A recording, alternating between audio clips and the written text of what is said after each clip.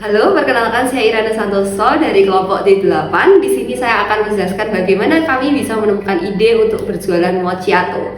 Jadi di sini kami melakukan 2 kali brainstorming. Yang pertama untuk menentukan produk apa yang ingin kita jual, yaitu pertama Daifuku Mochi dan yang kedua adalah Potato Mochi. Cara kami menentukannya adalah dengan melihat tren yang sedang populer di kalangan anak-anak muda melalui media-media sosial. Lalu yang kedua kita lakukan adalah untuk mencari inovasi yang bisa kita bawa melalui produk ini. Kami menggunakan 2 inovasi, yaitu mengubah susu menjadi santan, lalu juga mengubah red bean paste yang di dalam Daifuku menjadi pasta coklat untuk menyesuaikannya dengan cita rasa orang Indonesia. Nah, selain itu pesan-pesan saya selama mengikuti ini adalah saya merasa ini sangat menantang, ini sangat pengalaman yang tidak mungkin saya dapatkan di luar sana, karena sebagai anak psikologi tidak ada kesempatan bagi saya untuk mencoba berjualan, dan pengalaman ini akan menjadi pengalaman yang oke. Oke, perkenalkan saya Linda dari kelompok D8. Saya ingin membagikan pengalaman saya mengenai riset pasar di produk kita.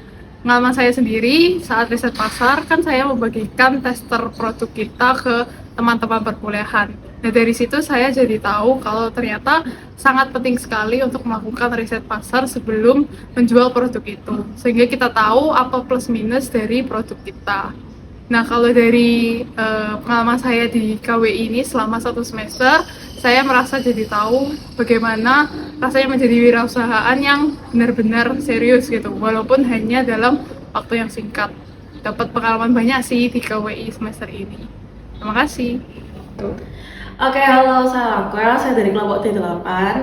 Pengalaman saya dalam menjalankan produk ini, terutama Daifuku Mochi, itu saya belajar banyak hal, ternyata itu tidak mudah, apalagi kami itu memiliki pakan terbatas. Gimana kayak kita tuh harus cuman bisa bikin satu resep dalam sekali masak gitu. Nah, itu membuat kita tuh butuh waktu yang sangat lama, sehingga kita tuh bisa memproduksi sebanyak 75 pieces gitu.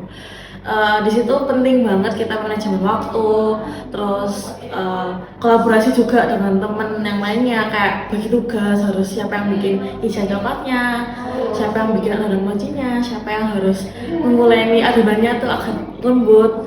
Lalu setiap harinya kita juga harus membeli buah strawberry agar petasnya tuh tetap segar gitu. Jadi ya kesan saya tuh ini sangat melelahkan tapi juga sangat menantang, karena kita harus mengejar waktu untuk dapat memenuhi target produksi kita. Halo, nama saya Donesa Subandi, saya dari kelompok D8. Pengalaman mewujudkan produk pada kelompok saya ini bisa dibilang agak rumit karena sangat dibutuhkan kerjasama tim. Karena untuk membuat satu Daifuku Mochi itu sangatlah susah. Yang saya kira sangat mudah ternyata susah. Karena kita membutuhkan bahan-bahan yang tepat. Jika salah satu bahan yang salah atau hitungan takaran yang salah, itu maka produk kulit mochi itu akan gagal. Jadi kita harus membuat ulang. Lalu untuk strawberry kita harus membeli saat ingin membuat Daifuku Mochi. Jadi kita harus membuatnya Daifuku Mochi tetap fresh. Jadi kita beli strawberry yang masih fresh. Dan potato mochi sangat ribet karena butuh diuleni gitu, harus benar-benar sampai hancur rata gitu untuk membuat potato mochi. Jadi sangat butuh kerjasama tim ya. Sekian, terima kasih. Perkenalkan, nama saya Dita Putra Pratama, saya dari kelompok D8.